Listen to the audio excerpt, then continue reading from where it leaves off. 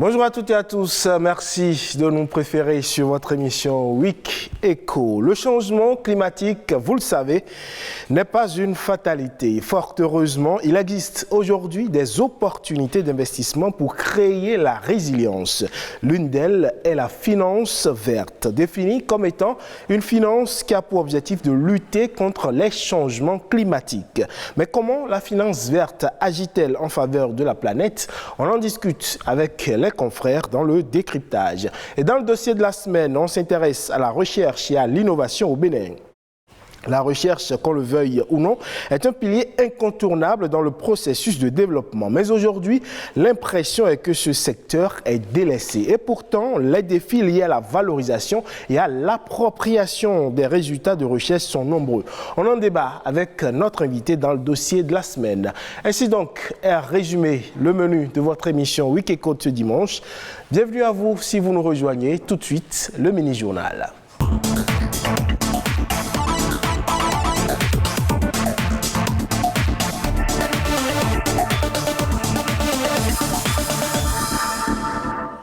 Bonjour à tous, bienvenue dans le mini-journal de ce dimanche sur Week Echo.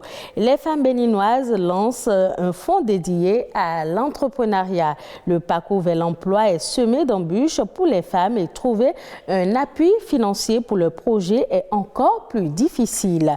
Elles ne manquent donc pas d'idées pour créer leur emploi. Suivez le reportage de Ruth Avanon, Ulvaeus Balogun et Anno Avanon. Environ 80% des femmes entrepreneurs exercent aujourd'hui dans l'informel au Bénin. Un constat alarmant qui interpelle le Women Investment Fund Bénin. Ici, il est question de poser le diagnostic et lever un coin de voile sur l'importance des financements pour l'entrepreneuriat féminin. Cette conférence s'inscrit dans le plan d'action de WeFund et c'est pour créer une synergie d'action avec tous les partenaires afin de réaliser le rêve de l'autonomisation de la femme par l'entrepreneuriat. Nous ne devons pas perdre de vue que l'intérêt de la femme est intimement lié à l'intérêt de la famille et par conséquent à celui de la nation entière. Au minimum, il faut donc assurer des financements innovants et surtout adaptés à l'entrepreneuriat féminin. La promotion de l'entrepreneuriat féminin à travers des stratégies et des opportunités de développement est donc le leitmotiv de ce creuset d'échange. Donc sur l'entrepreneuriat des femmes, nous devons régler d'abord le problème de l'information. Nous devons régler le problème de la formation en plusieurs volets, c'est-à-dire le renforcement de capacités pour celles qui sont déjà dans une activité pour qu'elles s'améliorent, la formation déjà pour celles qui rentrent en activité. Nous allons également faire du coaching pour celles qu'on a déjà formées ou renforcées. Nous allons les identifier, à affiner leur vision, parce que généralement se pose un problème de vision, c'est ce qu'on a remarqué. Et après ça, nous n'allons pas les laisser tomber, nous allons les accompagner par du mentorat. Parce que le mentorat nous permettra au bout du rouleau de les accompagner étape par étape, de faire des actions correctives. Women Investment Fund Bénin se veut donc un fonds exclusivement féminin pour soutenir l'entrepreneuriat des femmes. L'ambition, changer le visage de l'entrepreneuriat féminin au Bénin à l'horizon 2030. Pour réussir notre mission, nous devons travailler en synergie avec le gouvernement, les partenaires techniques et financiers, les associations sœurs, les accélérateurs et tout l'écosystème pour aider les entreprises et femmes à mieux se structurer afin d'être prêtes à accueillir les financements participatifs que WeFund Capital va leur apporter à l'horizon 2022. Le rêve de l'autonomisation de la femme passe donc par l'entrepreneuriat féminin, gage d'un développement économique certain du pays. Astuces et guides pratiques de conquête d'opportunités d'affaires à l'international. C'est l'offre d'un programme dédié aux très petites et moyennes entreprises du Bénin. Une initiative portée par le groupe Zelus et son partenaire Mass Challenge. Le programme a démarré à la Chambre de commerce et d'industrie du Bénin. Patrick Diosso, Daniel Ada. Enfin, nous y sommes. Ouf de soulagement pour le lancement du projet Bridge to Mass Challenge, l'un des premiers pas au Bénin du protocole d'accord signé entre, d'une part, le groupe Zelus, basé à Boston aux États-Unis d'Amérique, et d'autre part, l'ANPE, l'Agence nationale pour l'emploi, ainsi que la pièce, Agence de promotion des investissements et des exportations. De cette signature apposée le mardi 14 décembre 2021 à cette opération-ci de formation posée ce mardi 5 juillet 2022, Noël Sadler, telle une mère Noël, se réjouit face au fruit final. Enfin, nous y sommes parce que par le passé, Bridge to Mass Challenge a permis à des startups de bénéficier de financements allant jusqu'à 8,6 milliards de dollars. Et en lançant un tel programme à Cotonou, nous espérons apporter un financement substantiel aux startups de notre pays. Au premier trimestre de cette année, les startups nigérians ont attiré 5,5 milliards de dollars dans leur compte. L'année dernière, le Nigeria a attiré près de 4 milliards de dollars dans le compte des startups. Nous voulons faire mieux que les Nigérians. But visé, mieux que le Nigeria, s'inscrire dans le cœur américain. Je voudrais exhorter à des échanges profonds et transparents avec ses partenaires, dont la seule ambition est d'apporter une plus-value significative à ce qui se fait déjà au Bénin en matière d'accélération de start-up. Objectif final, faire du Bénin, en termes de captation de capitaux internationaux pour les start-up, un hub en Afrique. Elles sont chargées de débarrasser les poissons de leurs écailles et déchets. Plusieurs femmes en ont fait un métier et les aident dans tous les marchés ou sites de vente de poissons. Cette activité génératrice de revenus ne nécessite pas un grand investissement. Une équipe de BB24 s'est rendue au marché de Kalavitokpa pour nous apprendre davantage sur ce métier. Thérèse Gbagbanou et Manuela Agbessi. La vente de poissons fraîchement sortis des eaux du lac Nokoué est une activité florissante au marché de Kalavitokpa, situé à l'embacadère de Gonvier. Juste après l'achat, les écailleuses de poissons proposent le service aux clients. Josiane exerce ce métier depuis une trentaine d'années. C'est un savoir-faire qui lui a été transmis par sa mère. Nos mères sont des écailleuses et nous avons grandi en les voyant faire. C'est grâce à cette activité que je subviens à mes besoins et à ceux de mes enfants. À en croire Josiane, pas besoin de diplôme ni d'une formation de longue durée pour exercer ce métier.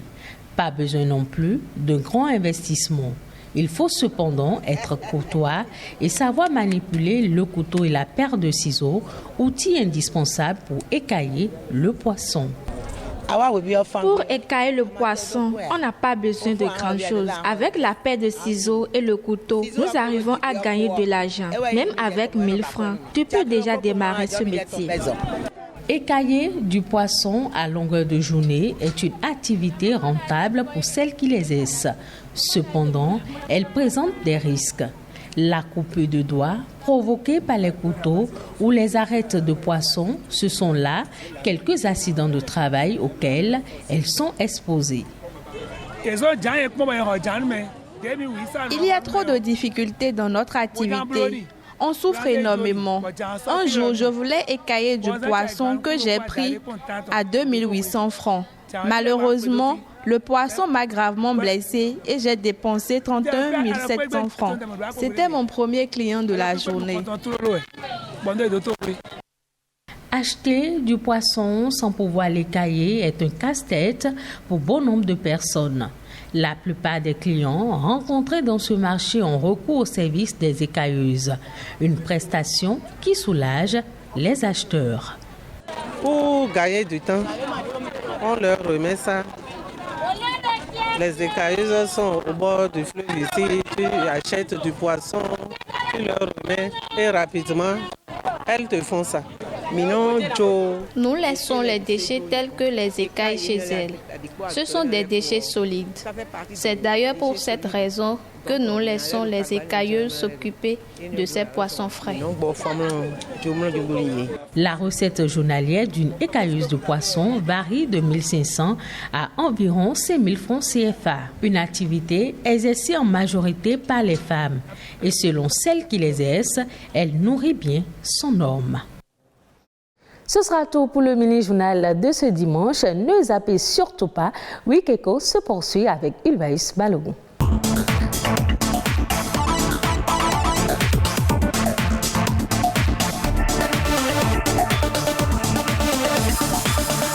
La suite de cette émission, c'est la revue de presse économique et Amandine Anyambosu s'y est collée.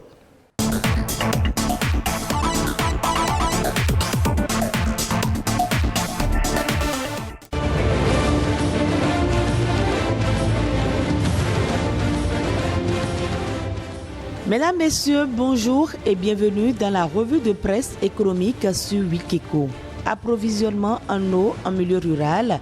La Banque mondiale approuve un financement additionnel de 250 millions de dollars au Bénin, nous informe l'événement précis. Cette nouvelle opération va permettre au gouvernement béninois de poursuivre son vaste projet d'accès à l'eau potable pour les habitants des zones rurales. 80 nouveaux systèmes d'approvisionnement en eau seront réalisés pour compléter les 126 en cours de réalisation, ce qui va impacter 3 millions de personnes.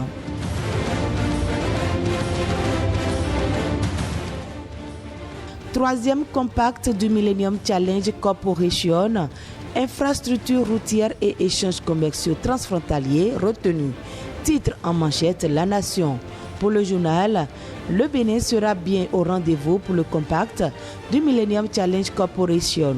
Et le don américain qui se profile à l'horizon sera consacré aux routes et aux interactions entre le Bénin et le Niger. Une partie de la route inter-État Cotonou-Niamey sera réhabilitée et le gouvernement sera accompagné dans ses actions d'entretien routier, a fait savoir le directeur résident du MCC au Bénin. Sur un autre plan, le quotidien de service public nous apprend également que le requiem de la carte nationale d'identité non biométrique est prononcé. Il n'est donc plus possible de se faire établir les anciennes cartes nationales d'identité. La décision a été prise en Conseil des ministres. En lieu et place, c'est la carte nationale biométrique qui sera établie. Pour Fraternité, c'est une page qui vient d'être tournée. Le journal explique que les anciennes cartes ne sont plus conformes aux standards internationaux et de l'Agence nationale d'identification des personnes à l'époque. Fin de cette revue de presse économique. Merci et à très bientôt.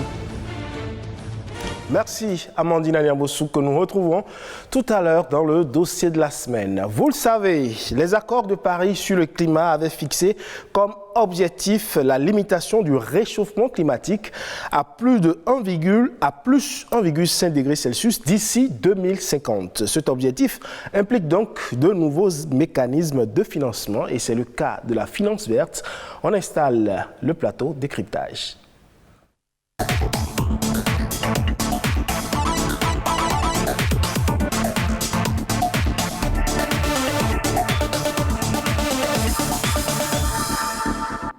En plateau avec moi, Pacom Alomakwe, bonjour.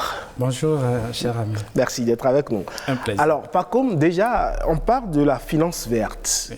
Qu'est-ce que le profane peut comprendre par finance verte?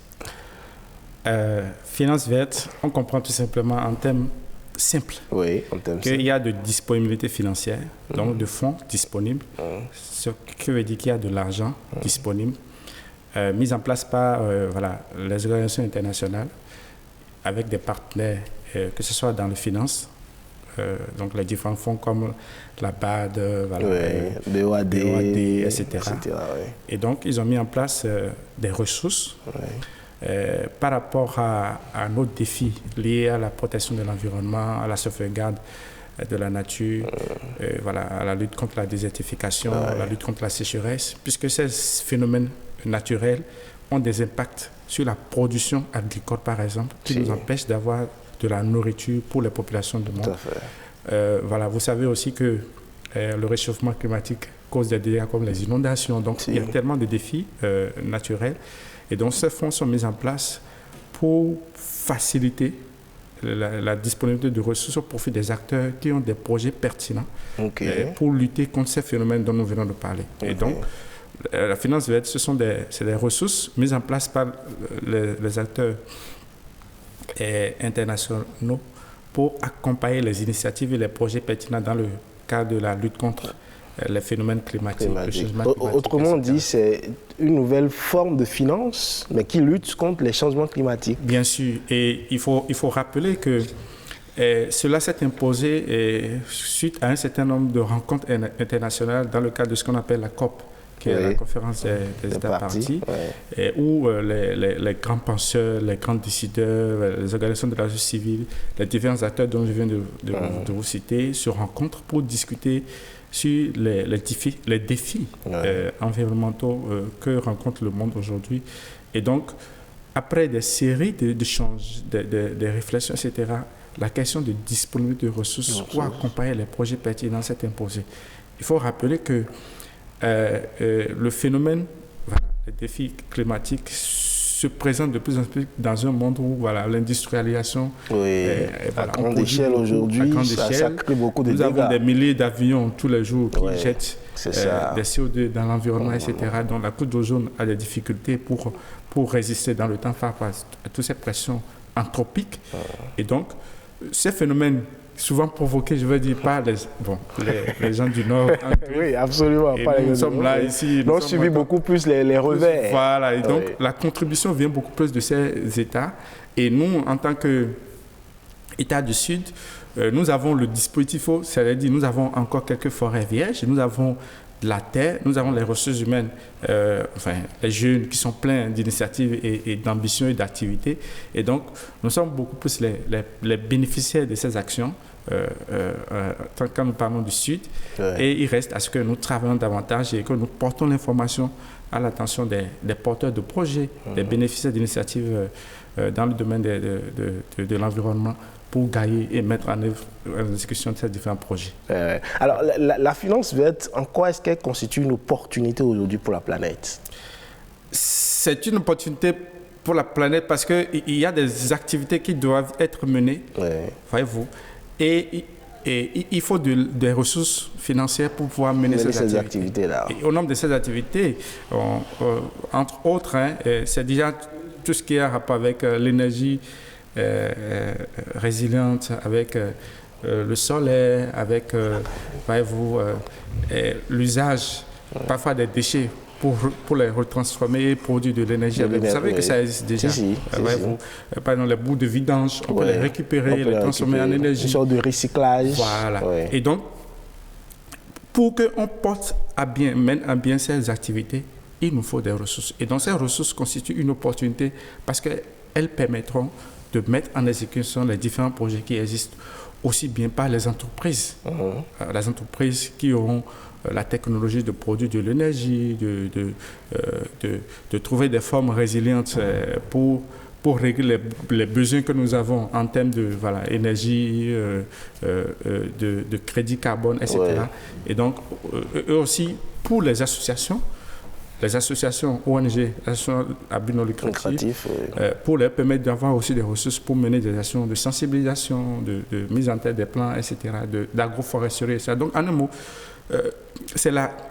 il faut repenser notre manière de consommer et de produire et de production. Il faut repenser nos sources de besoins pour nous intégrer dans notre civilisation actuelle.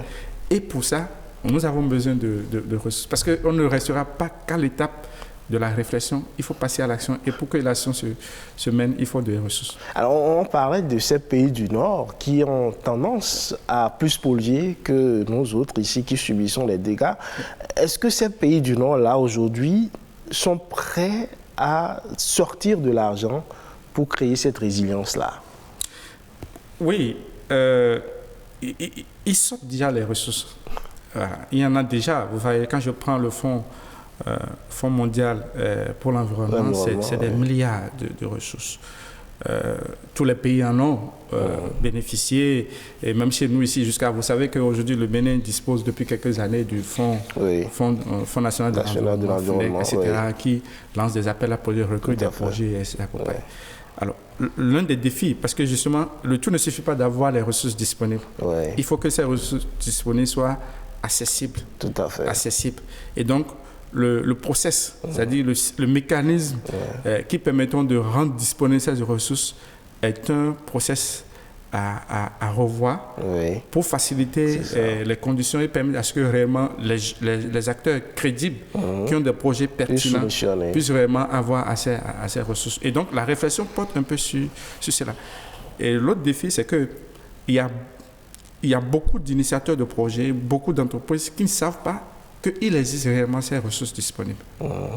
Et donc, il y a des rencontres qui ont commencé par être organisées, notamment si vous allez à la COP, il y a toujours ce qu'on a appelé la conférence sur le financement vert qui vient de façon parallèle aux activités de la COP, qui permet à ce qu'on donne l'information au public et aux participants pour qu'ils savent que réellement il y a des ressources et qu'on puisse revoir un peu les conditions d'acquisition ou d'obtention de ces ressources-là. Et donc, l'argent est là, les ressources sont disponibles. C'est une opportunité pour nous, les Africains surtout, parce que nous sommes ingénieux en esprit, en créativité, en projet, d'idées, etc. Il reste maintenant à ce qu'on facilite le mécanisme d'acquisition et d'obtention de ces ressources-là. Alors, il s'est tenu à Cotonou cette semaine une conférence, ou plutôt la conférence internationale sur la finance verte, et le thème était la contribution du secteur privé africain à la mise en œuvre de l'accord de Paris sur le climat. Alors, ce thème, quand on entend ce thème-là, on a l'impression un peu comme si le secteur privé africain était pendant longtemps resté en marge des questions d'environnement, des questions climatiques. Oui, non. Je vois les choses d'une autre manière. Enfin, vous savez, peut-être que nous faisons les choses sans trouver les mots justes, sans utiliser les concepts clés qui permettent de décrire. Vous savez, aujourd'hui, à la COP, la dernière fois quand nous étions, les réflexions portent aussi de plus en plus sur je veux dire, la collecte des techniques traditionnelles que nous avons en Afrique pour nous adapter au phénomène de l'environnement. Vous savez, nous avons notre pratique, des choses simples qui nous permettent de protéger l'environnement, de protéger les forêts, etc. Donc, nous sommes déjà dans le système. Seulement que lorsque les réalités ont changé et que les scientifiques ont commencé par utiliser certains thèmes, voilà, on a tendance à penser que l'Afrique n'était pas. Donc, nous sommes en plein dedans. Maintenant, une rencontre du genre vient nous rappeler que nous devons nous réintégrer dans le dispositif mondial pour pouvoir éprouver nos techniques et pouvoir capter les opportunités pour que réellement nous puissions renforcer notre technique tout en restant ouverts aux technologies nouvelles qui sont sur le terrain. Alors, entre-temps, Emion Liga nous a rejoint sur ce plateau. Emion, on parle de la finance verte. Vous étiez justement à cette conférence dont on parlait, la conférence internationale sur la finance verte. Une conférence de plus, peut-être ? Dire que c'est une conférence de plus, ben non. C'est pas une conférence de plus. On a la COP qui vient presque chaque année, mais les résolutions sont prises, mais sans suite. En fait, c'est toujours bien qu'il y ait toujours des pré-COP en quelque sorte.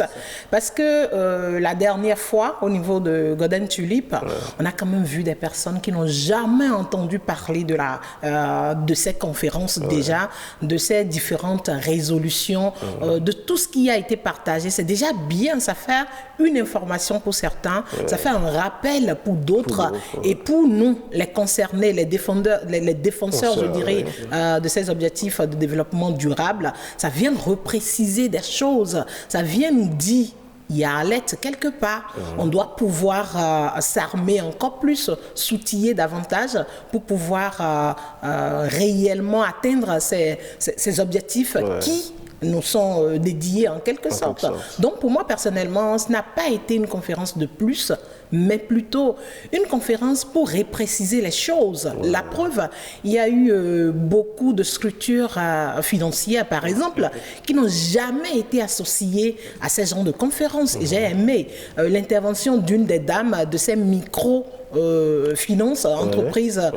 SFD. Exactement, qui ont quand même demandé à ce qu'elles soient associées pour qu'ensemble on puisse se donner la main pour atteindre ces objectifs.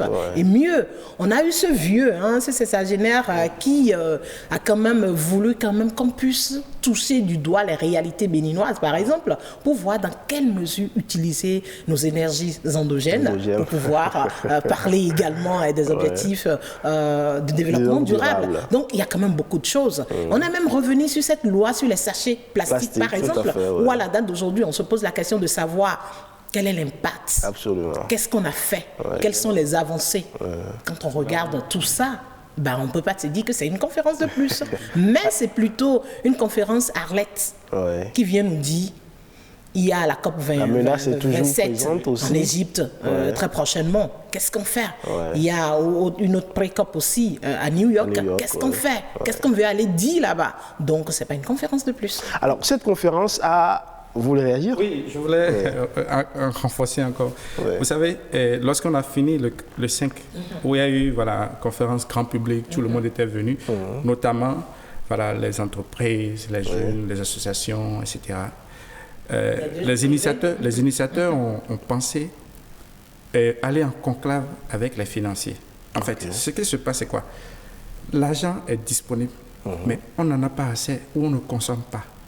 Pourquoi? Parce qu'on ne maîtrise pas le mécanisme d'accès. Exactement. Et donc, on associe les banquiers aujourd'hui pour qu'on leur dise, nous vous remettons des ressources, trouvez des facilités, des moyens pour que réellement les gens puissent en avoir assez. Et donc, on leur a présenté, voyez-vous, nous sommes au Bénin, quand une banque te prête de l'argent, on attend qu'on puisse faire le retour sur investissement en un mois. Exactement. Et si tu me permets, il y a ces explications que ces banquiers financiers ont données. Par exemple, en temps normal, les prêts liés à tout projet vert ne sont pas identiques aux prêts que nous avons l'habitude de demander. Mais normalement, on n'a pas ces informations. Nous qui avons des projets, par exemple, verts, on n'avait pas ces informations. Donc, du coup, on ne sait pas comment solliciter ces différentes structures. Donc, ça a été quand même une conférence pour repréciser tout ça. Le rôle de chaque acteur. Exactement. Alors, vous avez employé un terme ou un groupe de mots tout à l'heure qui m'a interpellé, les projets verts. Les projets verts. Voilà, les projets verts, qu'est-ce que c'est? En fait, quand on parle de projet vert, ça parle de tout projet lié aux objectifs de développement durable. Et quand on parle du vert, on ne voit que l'environnement. On veut quand même que tout soit tout vert. C'est vrai que l'environnement aujourd'hui n'est pas vert. Là où nous sommes, l'espace dans lequel nous nous retrouvons. Mais on a quand même un espace sain. On peut toujours retrouver notre environnement vert dont on parle. En fait, tout projet vert, tout projet qui a lien avec les objectifs du développement durable, on parle là de projet vert. Et je vais donner des exemples précis. Lorsque un jeune étudiant sort des études en informatique, dit que moi je capture l'énergie au niveau je fais capturer l'énergie du soleil pour en transformer pour que nous ayons de l'énergie. C'est déjà un projet vert, vous comprenez. C'est un peu des actions du genre.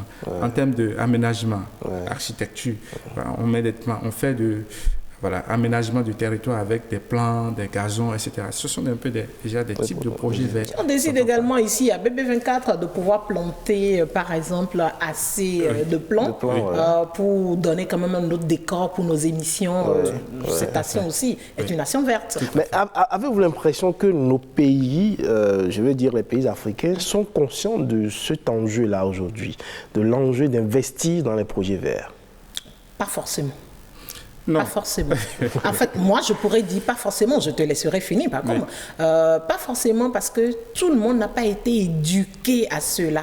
Tout le monde n'a pas été... On n'est pas informé en fait. Aujourd'hui, même parfois, quand tu parles des ODD aux jeunes surtout, parce que moi, je travaille beaucoup plus avec les jeunes, et puis les femmes, et même dans mes différentes émissions, quand tu en parles, on te dit, est-ce que tu peux nous expliquer un peu, quand tu parles de ODD, c'est quoi? Quand tu parles projet vert également, c'est quoi? Donc, du coup, en fait, tout le monde n'a pas encore l'information.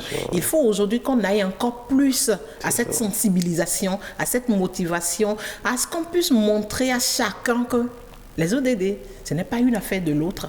Ce n'est pas une affaire de telle ou telle personne, mais c'est une affaire de tout le monde et on doit tous se sentir concernés par la chose. C'est dans ce sens que notre survie en dépend d'ailleurs. Exactement, exactement. Donc c'est en cela je disais que bon, je pourrais dire que tous les pays ne sont pas forcément aptes encore à cela. Voilà. Je vais ajouter quelques mots par rapport à cela. Vous savez, c'est vrai, en termes de théorie et d'action d'organisation, de planification, on sent que certains pays ont fait d'efforts. Je prends par exemple le cas, vous avez suivi un peu le discours du ministre d'État des Finances, qui a parlé un peu de la réglementation du secteur, des facilitations qu'on accorde aux entreprises qui ont des initiatives dans ce domaine, etc. Mais concrètement, sur le terrain, nous on voudrait que par exemple, voilà, on a fait des travaux publics, il y a eu des voies qui ont été tracées, etc. Qu'on puisse retrouver sur ces voies-là des arbres. Il y en a, il y en a, mais il y a des endroits où on n'en trouve pas beaucoup. On n'en trouve pas beaucoup. Mais ce qu'il faut encore plutôt, c'est de motiver chaque maison à être responsable de ces différents arbres plantés. Parce qu'il y a des zones où les arbres sont vraiment plantés, mais est-ce qu'on va encore demander à l'État de venir arroser tous les matins? Est-ce qu'on va demander à l'État de surveiller pour que quelqu'un ne vienne pas uriner, donc, etc. Il y a déjà ces actions. C'est un travail de sensibilisation qui doit se faire en permanence. Et pourquoi, souvent quand je finis de parler de ces choses-là, je demande qu'on puisse associer aussi les acteurs de la presse pour qu'ils participent à j'ai dit, bon, aujourd'hui, nous avons, grâce à Dieu, une agence qui s'occupe des déchets automatiquement collectés. Qui en fait un Mais concours, d'ailleurs. la meilleure manière pour nous de gérer les déchets, c'est lorsque un citoyen, il est éduqué, il sait que si je mange un biscuit, le sachet, je garde ça dans ma poche pour aller déposer ça lorsque je vais trouver une poubelle. Sinon, ce que vous êtes en train de dire, la dernière fois, on a ouvert les frontières au niveau de Lomé. Mais la dernière fois, moi, j'ai été vraiment choquée. Ça fait le week-end passé. Il y a la poubelle juste à côté. Il y a des refondeurs juste à côté. Mais il y a des tas d'ordures dans les allées comme ça. Je dis, mais pourtant, c'est nouvellement. On vient à peine d'ouvrir. Et puis, il faut encore maintenant aller à une éducation dans cette zone-là. Et pouvoir sensibiliser et pouvoir dire que les poubelles sont à côté de vous. On ne peut plus avoir des ordures juste à côté de vous également. Alors, il y a un jeu flou, en tout cas, que j'observe. Il y a ces pays pollueurs-là qui utilisent la finance verte. Aujourd'hui, ils s'engagent dans la stratégie marketing pour reverdir leur image au plan international. Mais derrière, ils continuent de polluer, alors qu'ils sont bien conscients que la pollution ne fait pas du bien. En fait, ça rejoint tout simplement la question d'une des participantes qui posait la question à ces différentes structures également de savoir si c'est beau et bien de pouvoir financer les projets verts. Mais dans le même temps, quel est l'engagement que ces personnes en retour prennent pour pouvoir ne pas, je dirais, encore endommager la biodiversité? Tout au moins essayer de réduire. Tout à fait. Parce qu'ils ont l'argent, ils ont par exemple les finances pour leur projet vert, mais en amont, ils ne font rien. Et même après, dans le déroulement du projet, on ne voit pas forcément ce qu'ils sont en train de faire. Et ils ont l'argent, finance verte, certes, mais en retour, c'est eux qui on remarque que c'est un faux jeu qu'ils sont en train de faire. Ils jouent avec. Donc là, ils ugent en quelque sorte qu'il y a vraiment des engagements fermes. Et le drame, c'est que depuis la COP de Paris, où des engagements fermes ont été pris, à ce jour, on ne tape pas du poing sur la table. Il y a trop de laisser aller. Il faut vraiment des efforts. Il faut sévir à des moments donnés. Et comme Sandra Ido également a posé cette question, on parle de la loi également sur les sachets plastiques. Qu'est-ce qu'ils sont faits bientôt 5 ans. Qu'est-ce qu'ils sont faits aujourd'hui? On voit toujours ces sachets. On voit toujours nos poubelles remplies de sachets noirs. On voit tellement de choses. Est-ce que c'est une décision politique? Qu'est-ce qu'on doit faire concrètement? Mais bon, pour qu'on puisse réellement y arriver? J'ai appris qu'à la GDIZ, à Glodivé, il y a des entreprises qui s'installent et qui veulent créer, en tout cas fabriquer des sachets biodégradables. Donc peut-être que c'est ce qu'on attend avant de lancer la répression. Parce que si on ne propose rien aux consommateurs, il est clair qu'on ne peut pas le sanctionner. Bon, attendons de voir. Attendons de voir, exactement. Alors, il y a la question de la transparence de la gestion de cette finance verte-là. Quand un pays arrive à capter, comment est-ce qu'on s'assure que ces fonds-là sont gérés de manière transparente? Ça, c'est une très belle question. Très belle question. Déjà, il faut savoir, je ne sais pas qui au cours de cette conférence, on parlait et qui citait un peu le nombre de projets déjà financés. Et des participants ont toujours posé cette question de savoir sur quels critères vous financez ces projets. Quels sont les projets que vous avez déjà financés et quel est le retour que l'on pourrait faire aujourd'hui sur ces différents projets déjà faits. Parce que c'est partant de là qu'on peut vraiment poser cette question de la transparence. Là. Donc on n'a pas ces retours, on ne sait pas ce qui a été fait, ce qui reste à faire et quels sont les critères sur lesquels ces différentes choses ont été faites également. Donc du coup, cette question de la transparence, c'est une question pertinente. Elle demeure. Elle demeure. Il y aura transparence, enfin, quand on dit transparence, expliquons simplement le mot. C'est-à-dire que les ressources sont disponibles, on trouve une formule accessible dans la justice pour qu'il y ait un projet pertinent sans d'autres conditions. C'est ça, qu'il n'y ait pas trop de flou. Et vous savez que on nous opposera toujours les critères, on nous opposera toujours les questions de vous devez avoir vous-même de la garantie, etc. Et donc, si avant de demander 100 francs, il faut que tu aies tout au moins 20 francs. Vous comprenez? Et donc, cette transparence est un travail que nous allons faire ensemble, aussi bien par ceux qui mettent les ressources à disposition que des gens qui alertent pour dire attention, vous mettez des subventions disponibles. Et vous avez dit qu'il faut tel critère, mais tel critère en réalité ne permet pas. À ce que et puis nous allons ensemble travailler pour que vraiment on puisse donner l'accès aux ressources. Moi, je pense que je n'arrive pas à comprendre pourquoi les humains, nous avons des problèmes, on a les solutions, mais nous-mêmes, nous trouvons des barrières pour des raisons. Non, moi je pense que c'est une question d'éducation en fait. Et pour ne pas consommer les ressources. C'est ça. Je n'arrive pas à comprendre. Vous n'allez pas pouvoir comprendre. Quand on dit qu'on a remis de l'argent pour exécuter un budget annuel je parle d'une commune, et qu'on dit à la fin que on a consommé que 30%. Je ne comprends pas. Ça ne se conçoit pas. Alors, on va finir là-dessus. Je me demande la question, la finance verte peut-elle aujourd'hui sauver le monde, la planète? Mais forcément. Ça va participer plutôt. Ça va participer. Chez lui, ça participe. Je le laisse développer. Nous allons sauver le monde lorsque... Moi, je pense, et je continue de penser, c'est une question de prise de conscience de l'humain qui va changer ses comportements d'adaptation. C'est tout. Voyez-vous, lorsque un humain ne saura pas que j'ai allumé la télévision, donc je consomme de l'énergie provoquée par l'exploitation d'une ressource minière et ainsi de suite, et que si je finis de regarder la télévision, je rentre dans ma chambre, je dois couper. Lorsque vous ne coupez pas, vous laissez la télévision fonctionner. Ou lorsque vous laissez la multiprise branchée. Donc je crois que ce qui sauvera le monde, c'est notre capacité à être responsable et conscient des enjeux. Et pour ça, je donne un exemple. En 30 secondes. Le monde a respiré. Quoique j'aime pas Covid-19, mais le monde a respiré pendant un moment où vous revoyez les oiseaux qui viennent dans les villes. Vous voyez, la nature a repris. A revu. La nature. Comme certes, le monde a respiré, mais dans le même temps, il y a ces déchets de ces masques un peu partout. Ça fait partie toujours des projets verts. Comment faire pour pouvoir récupérer, pour qu'on n'ait pas de déchets de ces masques un peu partout. Et mieux, l'eau avec laquelle on se lavait les mains. Quelle a été l'utilité de ces différentes eaux que nous avons utilisées? On jette un peu partout. Il n'y a pas d'ordre. Là, on ne pense plus trop à un environnement sain. Donc, du coup, les projets verts vont vraiment équilibrer le monde et ils permettront, je vous jure, à ce qu'on puisse mieux respirer. Parce que ce projet te permettra toujours de dire à quelqu'un que tu dois prendre conscience des actes que tu poses. Tu dois prendre conscience que si tu ne vis pas dans un environnement sain, ça agira sur ta santé. Et tu dois prendre conscience que tu dois, par exemple, faire du sport pour rejoindre l'ODD3, qui n'est rien d'autre que bonne santé et bien-être.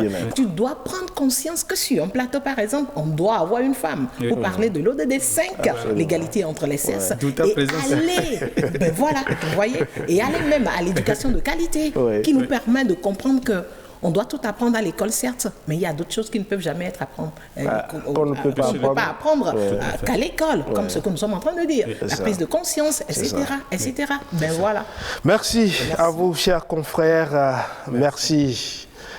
Pakom Alomakwe, Hermione Lingan, merci également pour ce décryptage. On poursuit Week Echo avec le dossier de la semaine.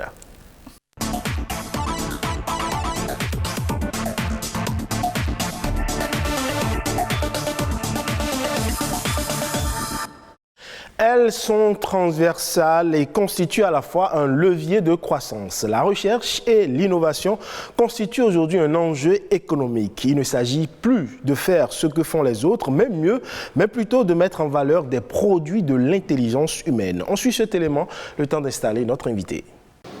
Une désolation longtemps nourrie prend fin chez cet enseignant-chercheur. Aimé Bokonoganta ne manque pas de mots pour exprimer sa joie après une matinée comme celle-ci, espérée depuis des années. Mon impression est très bonne. Mon impression est très bonne parce que, au-delà des publications scientifiques que nous faisons, il n'y a pas eu vraiment d'effort pour breveter, je dirais, ces résultats de recherche que nous avons. Désormais, la donne change grâce à 2 projets lancés ici. Le projet RVRI-UAC vise à renforcer le dispositif de valorisation de la recherche-innovation à l'université d'Abomey-Calavi avec à la fin 20 chercheurs, auteurs d'inventions, accompagnés à la protection de leurs produits. 360 acteurs vont être formés dans le domaine de la valorisation des résultats de recherche grâce au projet Vabrinov qui vise un diagnostic du système d'innovation et un renforcement des capacités des acteurs de recherche sur la valorisation et la protection des innovations au Bénin. On a plein de résultats qui tombent et qui ne sont pas allés à l'étape du brevetage. Si nous ne brevetons pas tout ce que nous avons comme innovation, comme technologie ou consort, nous risquons d'être rattrapés et on risque de nous voler la plupart de nos idées. Les gens ont le sentiment que le financement de la recherche est un financement non productif. Il y a un fossé entre la recherche et les investisseurs. C'est ce fossé-là que nous devons combler. Le coût global de ces 2 projets est d'environ 230 500 000 francs CFA. Ils sont portés par l'initiative Variwa, un programme financé par l'Agence universitaire de la francophonie, AUF. Le financement dont l'AUF nous appuie facilitera la mise en œuvre d'une importante activité inscrite dans le plan stratégique de l'UAC et fort logiquement dans le programme de gouvernance de l'équipe rectorale. Ces 2 projets marquent un pas de plus dans le processus de création d'un environnement incitatif au transfert de technologies et à l'innovation durable. Vous l'avez compris, on parle donc de la recherche et de l'innovation. Et pour en parler sur ce plateau, nous recevons pour vous Ambroise Nsougan. Il est enseignant à l'Institut Lokossa. Bonjour. Bonjour, monsieur. Merci d'être avec nous. Merci beaucoup. Et pour m'accompagner dans les échanges, Amandine Agnamosu, bonjour. Bonjour à vous, Ulvaeus Balogun, monsieur Ambroise Nsougan, bonjour. Dites-nous, que comprendre quand on parle de recherche et d'innovation? Lorsqu'on parle de recherche et d'innovation, ça fait partie des éléments où l'université, le haut lieu de savoir, utilise pour accompagner la communauté. C'est-à-dire, on doit faire aujourd'hui le brassage entre les universités et la communauté pour apporter la solution qui évolue en perpétuel pour donner plus de la valeur à notre communauté. Parce que lorsque vous prenez la communauté aujourd'hui, le monde évolue à des vitesses données. Il faut des gens qui pensent, qui réfléchissent pour apporter ces solutions au fur et à mesure où les problèmes se créent. Parlant d'innovation, la semaine de l'entrepreneuriat à l'Institut a pris fin il y a quelques jours. Qu'est-ce qu'on peut retenir de cette initiative? Oui, de cette initiative, on peut retenir beaucoup de choses. Et ça fait déjà un problème qui se pose dans la communauté où il faut mettre les chefs d'entreprise en contact avec ceux qui pensent, ceux qui font des recherches, les inventeurs et innovateurs, pour faire un brassage, pour voir comment pouvoir donner la solution à nos problèmes dans la communauté. Et pendant une semaine de ce que nous avons eu à faire à l'Institut Lokossa, c'est un succès pour nous parce que du jamais vu au Bénin. Et beaucoup de chefs d'entreprise qui étaient là, ils étaient éléments de témoin. Je passe par ce canal. Je salue le président de patronat qui a déployé un certain nombre de chefs d'entreprise. Qu'est-ce qui s'est passé réellement à Lokossa? À Lokossa, nous avons fait sortir tout ce que nous avons comme réalisation, comme innovation, invention. C'est-à-dire les réalisations, oui. Les réalisations, je peux donner un exemple très simple. Vous pouvez savoir, à Lokossa, les étudiants ont fait sortir des vélos électriques. Des vélos électriques. C'est-à-dire le vélo qui utilise le panneau solaire et vous actionnez le vélo et ça prend et vous n'avez plus besoin de pédaler sur des kilomètres donnés. Et le vélo roule tout seul. Le vélo roule seul. C'est-à-dire une solution qu'on donne à à notre communauté sur l'utilisation de carburant, les trucs là, ça réduit déjà les problèmes liés au changement climatique. Bon, mais là, on parle de vélo. Est-ce qu'il faut peut-être aller sur les motos? Parce que les vélos, on pédale. Nous avons travaillé sur ça aussi. Il y a les véhicules électriques et les motos électriques aussi, qui sont aussi les véhicules. On a pratiquement fini complètement. Et nous sommes sur les motos électriques où les étudiants travaillent actuellement. Quelle autre innovation? Quelle autre innovation? Je peux vous parler des carnets de santé électriques et trucs là, numériques, où vous avez déjà sur votre application, vous envoyez votre femme à l'hôpital et tout ce que le médecin écrit, c'est déjà sur l'application, elle a déjà sur votre portable. Le mari aussi peut contrôler.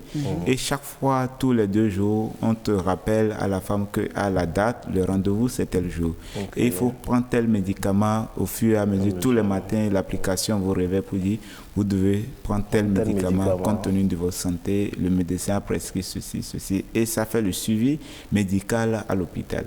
Entre autres aussi, nous avons travaillé aussi sur les musées numériques où on n'a plus besoin de se déplacer réellement à Abomey avant de connaître l'histoire d'Abomey. Déjà, peut-être à l'OTB ici, on peut installer l'élément ici où vous avez l'application, vous mettez ça sur l'élément et ça vous fait sortir l'histoire. C'est-à-dire, on place la photo et vous le connaissez pour connaître l'histoire de la photo et vous faites sortir l'application et ça vous décrit tout. Mais aller sur le terrain et avoir ça de façon numérique, c'est pas la même sensation. Non, c'est pas la même sensation. Voilà. Ça vous donne déjà un avant-goût. Ça vous donne déjà un avant-goût qui doit vous permettre de sélectionner. Ça va vous pousser à chercher davantage, à se déplacer et à aller vers trucs là. Donc nous voyons que c'est normal d'installer ça dans nos ambassades. Il faut qu'on installe ça dans nos ambassades et pour que déjà ceux qui vont visiter les ambassades à l'extérieur auront déjà une idée un avant-goût sur ce qu'ils viendront faire. Avec ce que vous venez de dire, on constate que dans nos universités, il y a beaucoup de choses qui se font en matière de recherche et d'innovation. Oui. Et y a-t-il un suivi qui se fait après la publication, par exemple, des thèses de recherche? Là, c'est le véritable problème. Et nous, on a eu la chance de faire aussi l'Europe, d'étudier un peu là-bas, de voir comment ça se fait. En principe, les thèmes de recherche sont déjà constituent déjà des problèmes pour les entreprises. Et les entreprises financent. Qui décide de l'orientation? C'est l'université qui décide de l'orientation ou c'est de l'entreprise qui demande à l'université des réponses? Exactement. Ça dépend de la politique de chaque gouvernement. Vous voyez, lorsqu'on prend depuis 2007, quand le président Patrice Talon est venu, vous allez remarquer que nous avons environ 4 des universités thématiques où ces universités thématiques réfléchissent au fur et à mesure sur des problèmes de la communauté. Prenons le cas de notre université, par exemple. UNESTIM, Université nationale de la science, de la technologie, de l'ingénierie, de la mathématique, par exemple. C'est une université thématique. Dans toutes ces écoles, c'est les écoles thématiques qui envoient, dans ces écoles, vous allez voir, il y a un de mes professeurs disait qu'il y a un jugement de génie rassemblés ensemble. Vous voyez, ces génies apportent au fur et à mesure des solutions à la communauté, d'où les recherches. Et ces recherches sont accompagnées avec les chefs d'entreprise, c'est-à-dire l'étudiant déjà chez nous à l'UIT, à l'INSTI, l'OCOSA.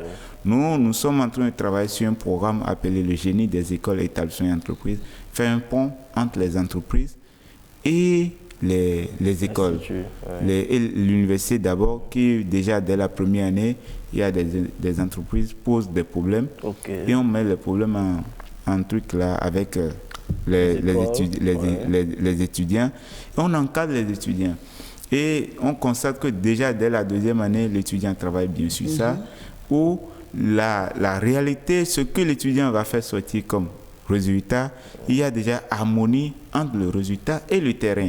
Alors il n'y a plus de décalage entre les recherches et la réalité du terrain. Voilà. On n'a pas eu de suivi, il n'y a pas de suivi dans ces recherches parce qu'il y a décalage, il n'y a pas d'harmonie entre les recherches. Avant, c'est ce qui se faisait, mais aujourd'hui, les choses ont changé. Les choses ont changé. Là, il faut tirer un coup de chapeau au gouvernement à travers leur orientation stratégique sur l'enseignement supérieur où on intègre déjà les entreprises.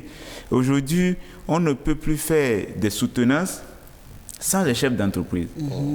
Et nous, au niveau de l'INSI, nous avons pris contact avec le patronat, qui est le partenaire numéro 1 de l'INSI, qui dit, bon, pour vos soutenances, nous sommes disponibles, nous avons une liste des chefs d'entreprise qui vont vous accompagner dans les soutenances.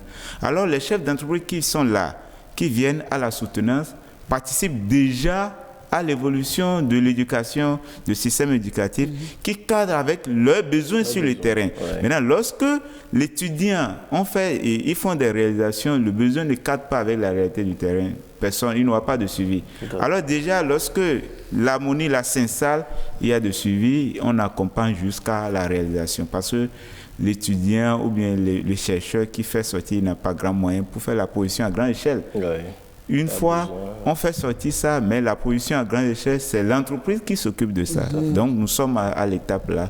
Et c'est là on peut dire que à travers ce qui se passe au niveau de l'INSI, au niveau de l'UNSC, il y a une évolution dans ce que nous sommes en train de faire. Donc aujourd'hui, on ne peut plus dire que la recherche et l'innovation sont des enfants orphelins de l'enseignement supérieur. Bon, on ne peut pas dire, on ne va plus dire que ce sont des enfants orphelins dans les universités, mais ce n'est pas encore ce que nous voulons. C'est vrai, et celui qui est né ne peut pas marcher sur les deux pieds en même temps. Oui. Nous sommes convaincus que des années à venir, d'ici 2 ans, 3 ans, 4 ans. C'est pas ce que vous voulez. Quels sont les mots qui minent alors la recherche et l'innovation? La recherche et l'innovation... Vos difficultés en quelque sorte. Les difficultés, c'est le financement.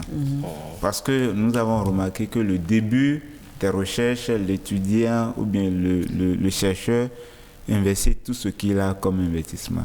Or, lorsqu'il y a un cadre qui l'accompagne, ou bien le chef déjà, dès le sujet, quand le sujet est posé, le chef d'entreprise donne la caution pour accompagner celui qui va faire des recherches et se retrouve dans les bonnes conditions pour finir, pour évoluer dans les recherches. Et pour faire les recherches aujourd'hui, il faut mobiliser quelles ressources? Il faut combien à peu près?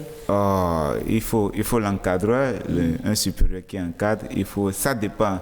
Il faut, et en termes de financement, bon, on ne peut pas estimer, ça dépend. Oui, mais à peu près combien? C'est des millions aussi. C'est des millions, d'autres peuvent aller jusqu'à 1,5, ça dépend du thème, mais ça dépend de l'évolution. Maintenant, quand vous êtes sponsorisé par une entreprise, est-ce que les recherches ne sont pas, par exemple, biaisées?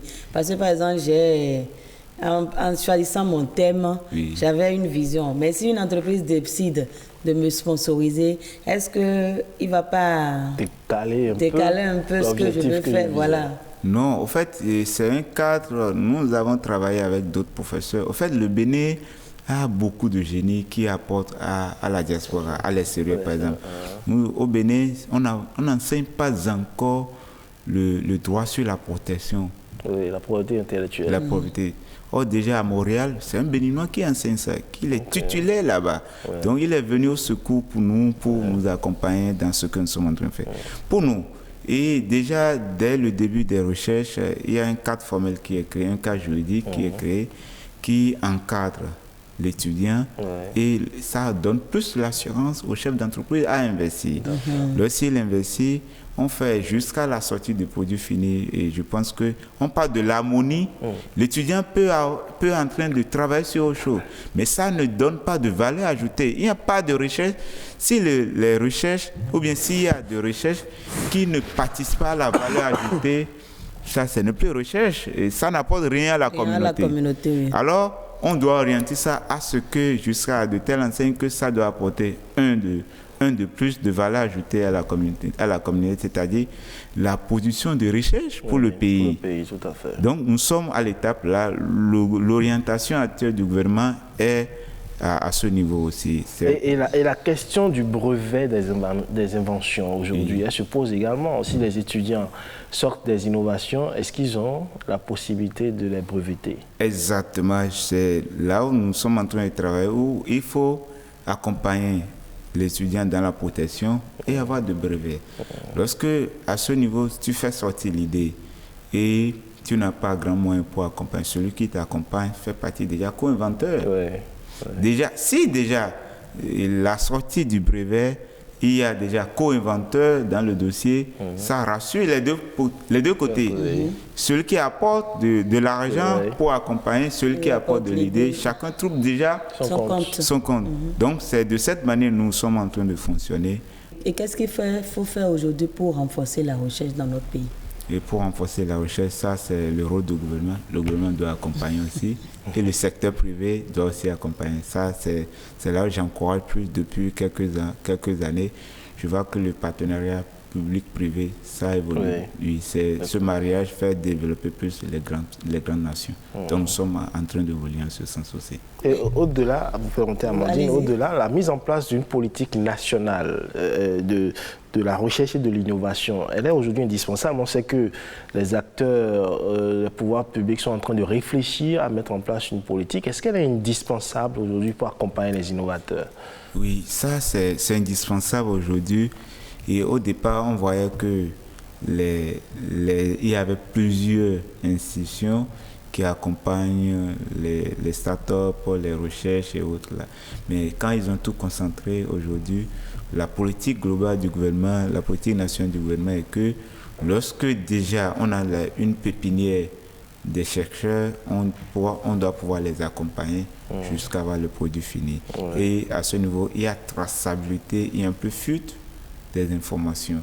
Alors on voit que tout est encadré jusqu'à faire sortir la production à grande échelle de la recherche, de produits finis de chercheurs. Une dernière question avant de vous laisser partir. Au-delà de la recherche, que faire alors pour valoriser l'innovation au Bénin? Et que faire alors pour valoriser l'innovation au Bénin? C'est la consommation locale. Et le gouvernement doit pouvoir travailler sur la consommation de nos produits locaux. Donc sans ça, on va beau faire sortir des choses, mais on ne va pas consommer. Alors j'encourage aussi, je vois le gouvernement est en train de le faire. C'est vrai, on ne peut pas se lever d'un jour pour pouvoir tout faire, jamais. Et ça, c'est petit à petit, ça prend du temps. Et c'est question d'habitude. C'est question d'habitude. On avait l'habitude de consommer autre chose, mais il y a des produits de substitution que nous sommes en train de travailler. Donc, le gouvernement doit obligatoirement travailler sur la consommation locale. Vous voyez, lorsqu'on parle de la guerre de la Russie et autres, nous avons des difficultés à consommer du pain. Si déjà, au départ des années passées, on était très exigeant sur ça pour dire introduire obligatoirement tel pourcentage de manioc dans la production du pain. On ne serait plus à l'étape là. Donc, il faut qu'on travaille pour la consommation locale. Ça, c'est la meilleure solution pour nous. Monsieur Ambroise Msugan, merci beaucoup. Merci, madame. Evaüs Balogun. Merci, Amandine Agnambossou. Je rappelle que Ambroise Msugan, au-delà d'être enseignant, vous avez parlé tout à l'heure de la semaine de l'entrepreneuriat dont vous étiez le président du comité d'organisation, l'invention et l'innovation technologique au service du développement. C'est bien cela. Oui, c'est ça. Merci, au plaisir de vous revoir très bientôt alors. Merci, monsieur le journaliste. C'est tout pour Week Echo de ce dimanche que vous pouvez retrouver sur le site de l'ORTB, le 3, w.ortb.bj, également sur la page Facebook de Bénin Business 24 et de votre émission Week Echo. Portez-vous bien et à dimanche prochain.